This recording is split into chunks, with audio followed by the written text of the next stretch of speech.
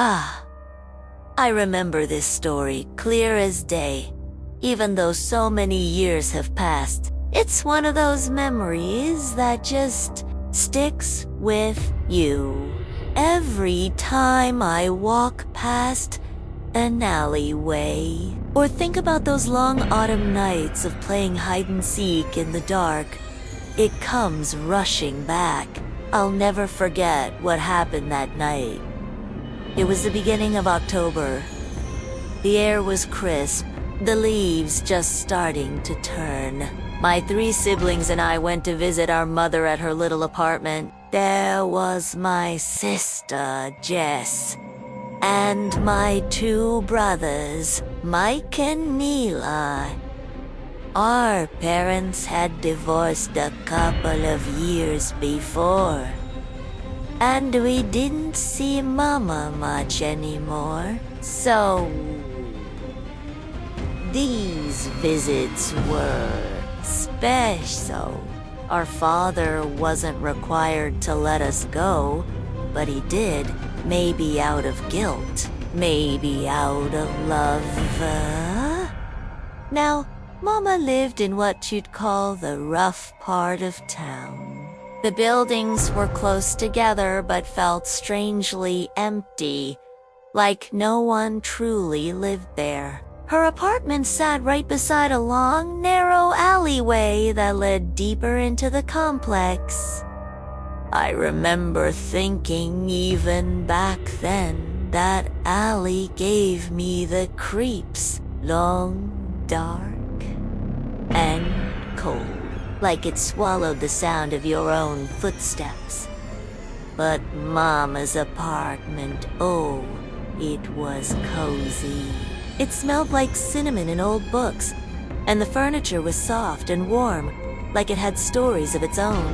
She had little trinkets everywhere, porcelain dolls, laced curtains, those tiny figurines that collected dust but made the place feel alive. We'd made friends with the neighbor. Downstairs, a boy named Zach and his sister. We used to play all sorts of games together out in the parking lot. Tag, kickball, even pretend cops and robbers. But this one evening, Zach had an idea. Since it was October, close to Halloween, he thought it'd be fun to play hide and seek in the dark. We all agreed. We were kids. Anything spooky felt like an adventure. When the clock hit 9, we snuck out, just like we said we would. The streetlights glowed that rusty orange color that makes everything look strange. The air was still. Quiet. We picked who'd be the seeker with that old rhyme bubblegum. Bubblegum in a dish. Zach lost, so he was it. We all scattered like fireflies. My sister Jess and I ran together. I always stuck with her. Being the oldest, we slipped behind the building, near the big garbage bins at the end of the alley. It was the perfect hiding spot, far enough that we could whisper and giggle without being found too quickly down at first. It was fun. The thrill of hiding, the sound of our hearts thumping.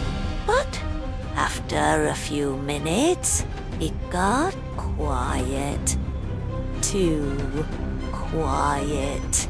No one was calling out. No footsteps. No laughter. Just the hum of the street lamp and the distant sound of a dog barking somewhere. I started to get restless. I whispered. Maybe we hid too good. Jess chuckled softly and said, maybe we should head back. It was getting late anyway. We started to move when I noticed something. At the far end of the alley, someone was standing there. Tall, still, Too still. Dots at first.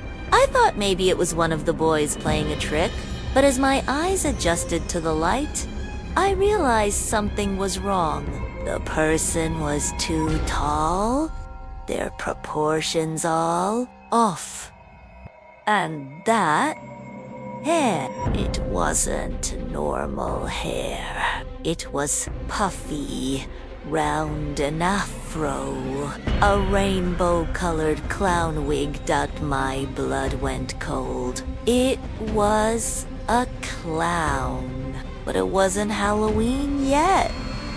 They just stood there, motionless, staring right at us.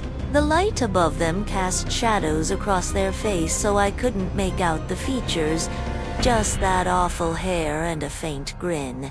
Jess grabbed my arm, whispered, "Let's go!" We started backing up slowly, never taking our eyes off them. When we finally found Mike and she, we tried to explain what we saw. At first, they laughed, thought we were trying to spook them. But when we peeked back into the alley to show them that clown, it was closer, watching, and then it waved. I'll never forget that wave, slow, taunting, like it knew we were terrified. That's when we saw its face painted completely black, except for the eyes. Just empty, pale eyes, glowing under that orange light. Then Chi-Chi screamed, "There's another one!" she cried. And there was another clown. This one with bright green hair and legs that looked too long, like they were stretched out of a nightmare. We didn't think, we just ran. We bolted upstairs to Mama's apartment, gasping, crying, trying to explain what happened. Eli was already there, pale as a ghost. Turns out, he'd seen one too, hiding behind a bush, thinking it was Zach, until it stood up over him. Mama hugged us tight. She said we were safe now. But I could tell she was scared too. That night, I couldn't sleep. And then, around midnight, I heard it. A soft tap-tap on the window now.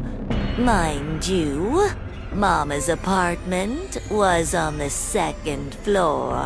There shouldn't have been anything out there. But I was a curious child. Foolish, too. I crept out of bed, went to the window, and lifted the blinds. And there it was. That same clown, face pressed against the glass, smiling. I screamed so loud, Mama came running, but when she looked, it was gone. Just an empty window and the night outside. Mama believed me, thank heavens, but from that day on, I never played hide-and-seek in the dark again, and I never, ever walked near an alleyway after sunset. Even now, when I close my eyes, I can still see those pale eyes staring back at me, and that slow, mocking wave